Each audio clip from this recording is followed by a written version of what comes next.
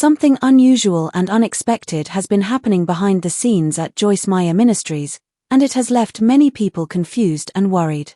After being on Daystar TV for 20 years, Joyce Meyer suddenly disappeared from the network in 2025.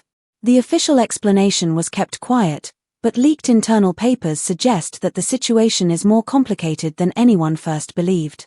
These documents mention serious issues that go beyond financial disagreements. Now her ministry is struggling to hold on to its audience while searching for new platforms, and some insiders say this might be the beginning of the ministry's most difficult season yet. Joyce Meyer, a woman who built a huge international ministry worth more than $100 million, now faces one of the darkest and most uncertain moments of her career. To understand how she reached this point, we have to understand where she came from. Joyce Meyer was born as Pauline Joyce Hutchison on June 4, 1943, in South St. Louis. The world was in the middle of World War II, and the atmosphere around her felt tense and full of change. Her home life was heavy even from the beginning. Her father, who worked as a machinist, was drafted into the army on the exact day she was born. He left immediately, and for the next 3 years, he was far away, fighting in the war. When he finally returned in June 1946, the man who walked back into the house was not the same man who had left. The war had changed him deeply. He came home with anger, emotional wounds, and a silence that made every room feel uncomfortable. He started drinking more, talking less, and carrying a tension that spread through the whole house. Money was already hard to manage, but now the emotional pressure became even heavier. The neighborhood around them looked like a normal working-class area where people supported each other, but inside Joyce's home, life was tense and unpredictable. As Joyce grew older, the problems inside the home became more obvious. Her father began acting controlling, harsh, and abusive. By the time she was around 5 years old, the rules in the house felt strange and frightening. The punishments grew tougher, and Joyce began to feel more and more isolated from the world around her. Other children could play freely, laugh, and move around without fear, but Joyce felt like she was always walking on thin ice. At a very young age, she went through experiences no child should ever face, and she carried those painful memories deep inside her. Her mother, who had her own struggles and was frightened herself, was not able to protect her. Because of fear, shame, and emotional exhaustion, she stayed silent, and that silence made Joyce feel even more alone. By the time Joyce was 7, she felt like she was living without a present mother. Her mother was physically there, but emotionally distant. Joyce had to carry her pain, her confusion, and her fear by herself. Many days she tried to find comfort, but the house was quiet in all the wrong ways. Her mother would sometimes leave the room instead of helping, and every time that happened, Joyce felt another piece of her childhood disappear. This loneliness shaped her heart, and the ache of those years stayed with her. But even in the middle of such darkness, a small glimmer of hope began to form inside her. That hope first appeared when she was 9 years old in 1952. One day at school, she picked up a Bible and began reading it quietly. Something about the words made her feel calmer. It felt like stepping through a soft doorway into a safer place. The verses about love, forgiveness, and faith reached her in a way nothing else had. She continued reading, and the more she read, the more she felt a new kind of strength slowly entering her life. That same year she decided to commit herself to her faith and became what she later called a born-again Christian. For a brief moment, she hoped her faith would change the atmosphere at home, but things remained the same. Her family looked religious from the outside, but the inside of the home remained full of fear and silence. The painful experiences continued, and Joyce lived with a secret that she felt too afraid to speak about. The weight of that silence stayed on her shoulders for nearly a decade. As she reached her teenage years, her father's behavior became even more controlling, and his cruelty deeply affected her emotionally. She grew up believing she was worthless because that was the message she heard constantly. The insults, the threats, and the emotional manipulation broke down her confidence. She had trouble making friends, trouble concentrating in school, and trouble believing she had any value at all. Her mother's silence hurt her deeply. Joyce often hoped her mother would step in and save her, but her mother was trapped by fear. Years later she apologized to Joyce, admitting she had been too scared of the shame and consequences to speak out. But by then the damage was already done. The apology could not erase the years Joyce felt abandoned. One of the greatest lessons she carried from her childhood was that sometimes the person you want to protect you simply cannot do it. At 18, in 1961, Joyce finally left the house. She walked out with very little money, emotional wounds that ran deep, and no one truly supporting her. She found work as a secretary at an insurance office and took any job she could find just to survive. Even though she had escaped the house physically, the fear and emotional trauma followed her. But stepping outside gave her the first shaky breath of freedom she had ever experienced. Her first marriage happened quickly. She was young, scared, and desperate for someone who would treat her differently from the way she had been treated at home. Sadly, the man she married turned out to be dishonest and unreliable. She later called him a con artist. He lied, cheated, and even stole from her. He abandoned her twice, once leaving her stranded in California with nothing but a single dime and a carton of soda bottles. After 5 difficult years, the marriage finally ended in 1966. Left with nowhere else to go, Joyce moved back into her parents' home for a short time, even though returning brought back painful memories. Soon she entered a second marriage, hoping for stability and emotional safety, but this marriage also came with challenges and emotional struggles. By the mid-1960s, Joyce had her first child, Laura, when she was just 22. She lived in a small apartment, worked full-time as a bank teller, and struggled to make ends meet. Depression began to creep into her life. The trauma from her childhood combined with the pressures of being a young mother and wife made her feel overwhelmed. Counseling helped a little, but it did not fully reach the deep wounds she carried. Many days she felt lost in her own thoughts. She battled fear, anger, guilt, and sadness, often feeling like she was sinking.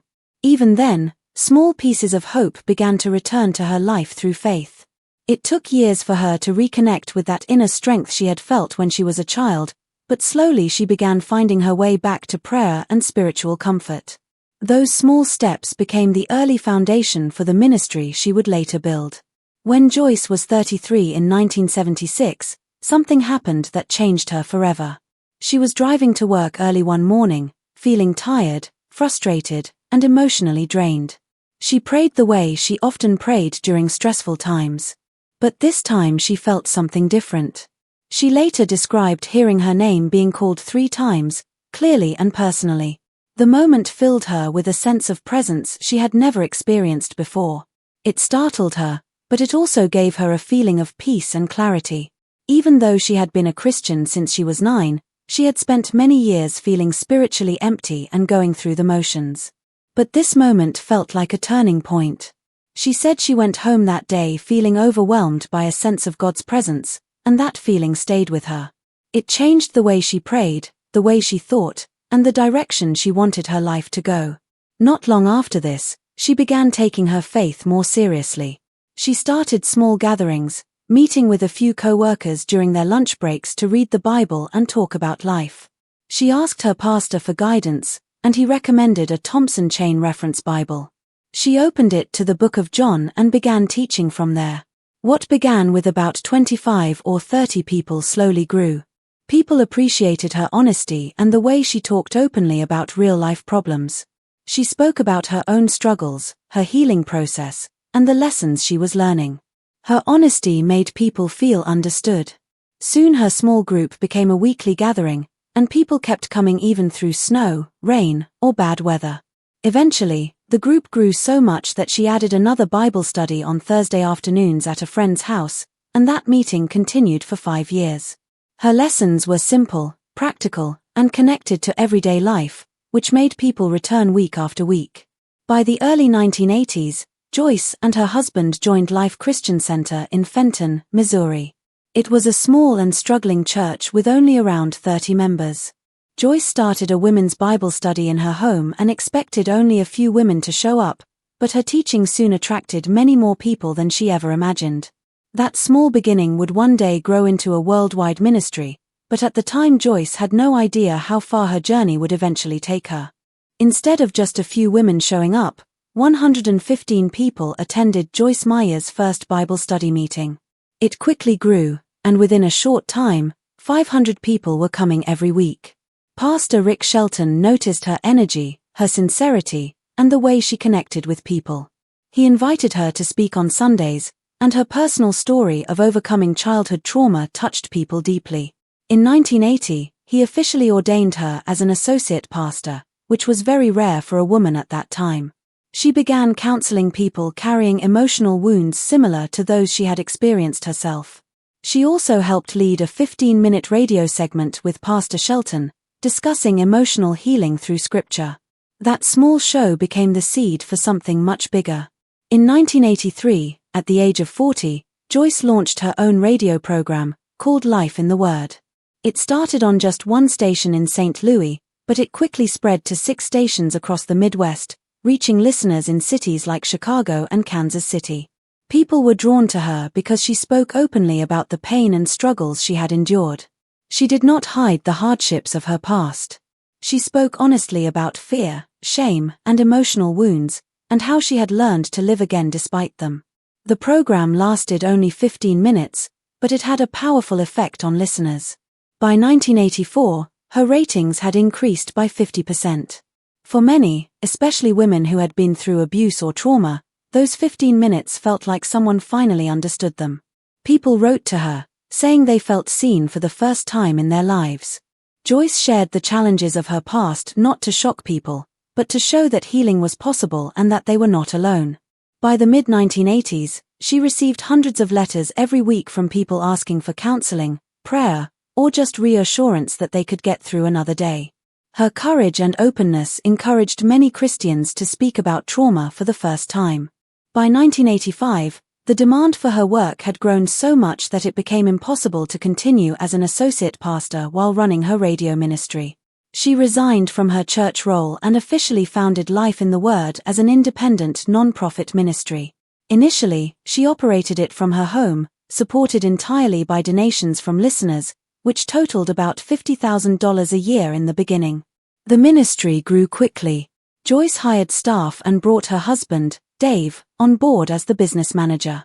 The team worked long hours handling letters, managing requests for counseling, and filling orders for tapes. By August 1985, the ministry was legally organized, and in May 1986, it received tax-exempt status. Though small, the organization had a solid foundation and a personal touch that connected directly with the people it served. During these early years, Joyce released her Battlefield of the Mind radio series. This series focused on the inner struggles most people kept hidden. She spoke about depression, fear, traumatic memories, and the difficult thoughts that haunted people at night. In 1986 alone, more than 10,000 cassette tapes of the series were sold. Listeners said the tapes helped them breathe easier, sleep better, and feel in control of their minds again. That series eventually became one of her best-selling books, but at the time it was simply her voice offering comfort to those who felt they were fighting alone. Her rise in the ministry world was far from quiet. By the mid-1980s, as Joyce's influence grew, some local religious leaders began criticizing her teachings about prosperity. They accused her of making faith seem like a path to money. Newspapers in St. Louis published stories questioning her message, suggesting it might mislead people, especially those already struggling financially. As her ministry expanded, criticism continued. Some accused her of promoting a name-it-and-claim-it approach to faith. The debates would follow her for decades, but Joyce remained committed to teaching because she believed her message helped people overcome fear and take control of their lives. In 1993, when she was 50, Joyce stepped into television. She launched her program Enjoying Everyday Life on WGN-TV and BET. The show began as a 30-minute local program, but within 2 years it reached about 1 million viewers each month. Her honest, direct style made people stop and listen. She spoke about her own past, sharing struggles that allowed viewers to feel that they were not alone. By 1997, her show aired in 20 countries via satellite. She sometimes reenacted real-life scenarios to help viewers understand trauma and its impact. Some stations even pulled her show temporarily because they felt the content was too intense for children. Joyce stood by her approach, believing that honesty and transparency brought healing. As her ministry continued to expand, in 1997, Joyce moved into a new $20 million headquarters in Fenton, Missouri. This was made possible by more than $100 million in donations over time. The new campus included a production studio that allowed her to create over 300 episodes of her show every year. It became the heart of her work, helping her message reach people across continents and in different languages. Joyce continued sharing openly about her personal life. She spoke about her 3 divorces and the struggles in her second marriage, including infidelity. She used her experiences not to dwell on pain, but to show how faith, resilience, and courage could help people overcome even the most difficult life challenges. Her transparency and authenticity helped countless people. She taught that personal hardships, emotional wounds, and even failed relationships did not define a person's value or potential. Joyce's journey showed that through faith, hard work, and emotional healing, it was possible to rebuild life and make a positive difference for others. Over the years, her ministry reached millions through radio, television, books, and live events. She created a platform where people could learn, share, and grow spiritually and emotionally, all while knowing they were not alone. Joyce Meyer's story is one of resilience. From a childhood full of fear and silence, she learned to find strength in faith and honesty. Through her work, she not only healed herself but became a voice for people who had no one else to turn to. Her ability to speak openly about struggles that many people kept secret was revolutionary, especially during a time when women were rarely given a platform in ministry. She inspired people to confront their fears, heal from emotional pain, and step into a life of courage, purpose, and hope. Even when critics questioned her methods or messages, she continued to focus on the people she served, letting their stories and transformations be the proof of her work. By the late 1990s, Joyce Meyer Ministries had grown into a global organization. The radio programs, books, and television shows had turned a small local Bible study into a worldwide ministry. Yet, despite all her success, Joyce never lost sight of her roots. She remained committed to teaching practical faith, emotional healing, and hope to those who had experienced suffering. Her life demonstrated that overcoming trauma and challenges was not only possible but could also be used to bring hope and healing to others. Her ministry became a beacon for people dealing with fear, depression, anxiety, and personal struggles. Joyce's message was always rooted in the idea that faith combined with honesty, self-awareness, and emotional healing could transform lives. People who felt unseen, unheard, or hopeless found guidance and comfort in her teachings. Letters poured in from every corner of the country and eventually from around the world. Listeners, viewers, and readers shared stories of transformation, recovery, and renewed hope. Joyce's openness about her own past gave them courage to face their own challenges. Even as her organization grew in size and influence, Joyce continued to emphasize personal connection. She encouraged small groups, counseling, and mentorship, reminding people that behind every large ministry is a heart dedicated to serving others. She taught that real change begins when people confront their pain, seek help, and learn to rebuild trust in themselves and in God. Over time, the lessons she taught reached millions, and her influence continued to expand through television, books, live events, and personal correspondence. Her story proved that even those who have suffered greatly can find a path toward hope, healing, and purpose. Through all these years, Joyce Meyer remained committed to transparency. She shared her life, including failures, struggles, and successes, to demonstrate that healing and growth were possible for everyone. Her willingness to talk openly about her past helped countless people confront their own fears and take the first steps toward recovery. The ministry she built from her own pain and perseverance became a global platform that offered not just faith, but practical guidance for living a healthier, more fulfilling life. Joyce's journey shows that no matter how difficult the past may be, people can find strength, hope, and purpose through faith, honesty, and determination. She turned her pain into a ministry that empowered millions, proving that even the darkest experiences can be transformed into a source of light for others. Her life continues to inspire people to believe in themselves, face their struggles, and find a way forward, no matter how impossible it may seem. Joyce Meyer used every mistake, every scar, and every challenge in her life to help others feel less ashamed of their own struggles. Not everyone agreed with her methods, But her honesty and openness kept attracting viewers who were facing the same pain. In 2000, she and her husband opened the St. Louis Dream Center, which covered 100 acres and became a safe place for people dealing with trauma, addiction, and poverty. The center offered programs for addiction recovery, food support, after-school programs for children, and housing for men rebuilding their lives. Each year, the Dream Center helped more than 5,000 people. As the ministry grew, it came under more public scrutiny. By 2002, Joyce Meyer Ministries reported annual income of $110 million. Stories surfaced about a $10 million Learjet used for ministry travel and other expensive items. These reports sparked debates about prosperity teachings and financial transparency. Despite the criticism, Joyce continued to expand her outreach. Her journey as an author began in 1986 with Tell Them I Love Them, and once she started writing, she never stopped. By 2010, she had written more than 100 books, a milestone achieved by very few Christian authors. Her most famous book, Battlefield of the Mind, sold over 30 million copies worldwide and remained on Christian bestseller lists for nearly 10 years. In 2010 alone, she had 5 books simultaneously ranked on top charts. Publishers Weekly reported that Battlefield of the Mind had sold more than 2 million copies by 2011, and that number continued to grow. Her books became household names in Christian homes, shaping conversations about emotional healing and personal growth that had long been ignored. In 2011, Joyce published Beauty for Ashes, sharing difficult experiences from her past and explaining how fear and trauma had affected her life. She described how years of silence and threats had kept her from speaking out. The book was more than a personal story. It helped millions of readers understand trauma and healing in a clear, compassionate way. Survivors of abuse said it gave them strength, while churches began having honest conversations about trauma instead of avoiding it.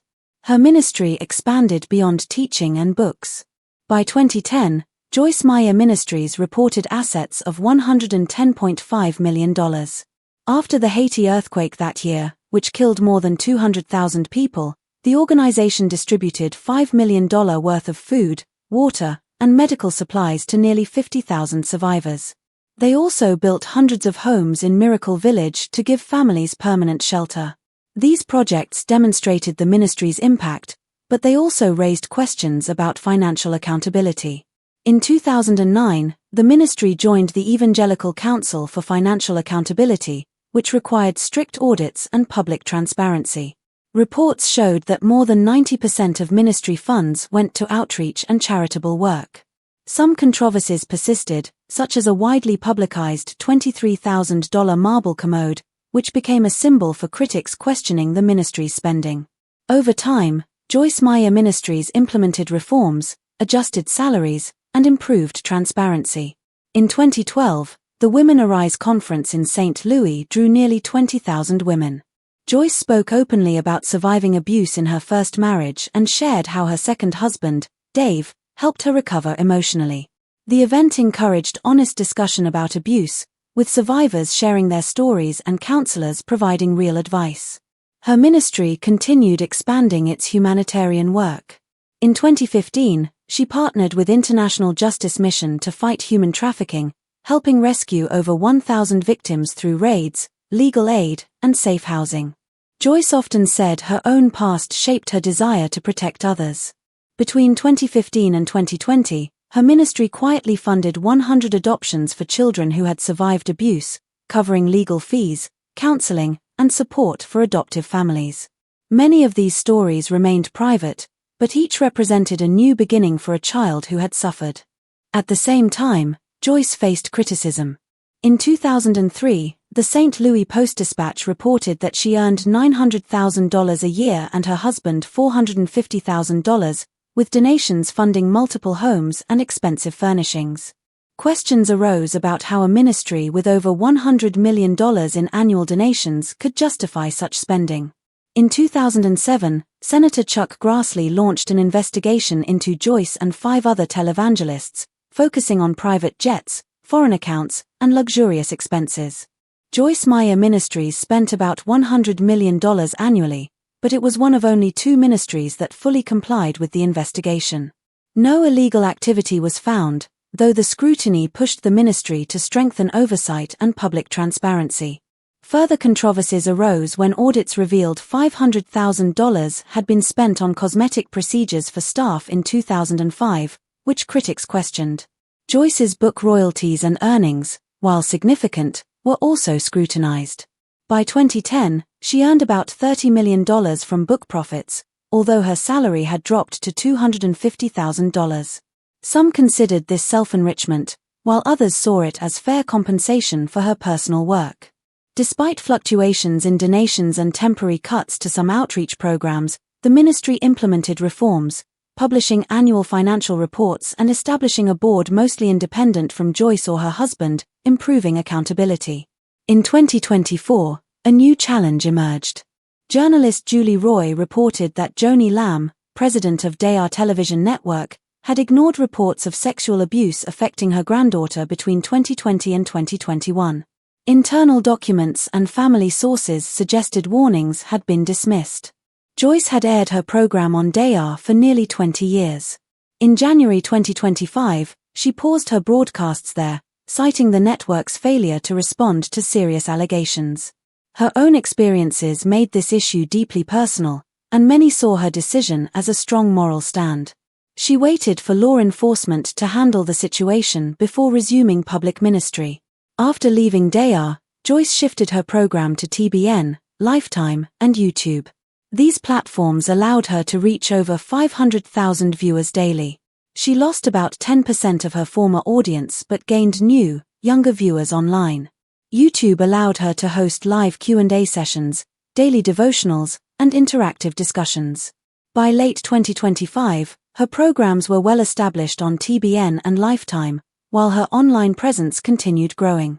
The Dayar conflict revealed deeper issues in the network. Jonathan Lamb, Joni's son, accused her of financial misconduct, including using a Dayar credit card for a $100,000 honeymoon in 2023. He also claimed Joni earned over $1 million annually and kept payroll records secret. Dayar denied the accusations, stating an independent firm approved her salary, but court documents showed Marcus Lamb had instructed her pay to match his combined salary after his death. The tensions ended with Jonathan's firing, but public disputes highlighted challenges of transparency and integrity in ministry. Joyce publicly advocated for stronger laws to protect children in religious organizations. On November 14, 2025, her daily devotional, titled Discipline Brings Reward, focused on integrity and staying honest through difficult times. She shared examples from Scripture of people who suffered unfairly but remained faithful. More than 400,000 people downloaded the devotional that week. It resonated with those witnessing her navigate another season of conflict, showing once again how her ability to connect personal struggle with spiritual truth kept her audience close.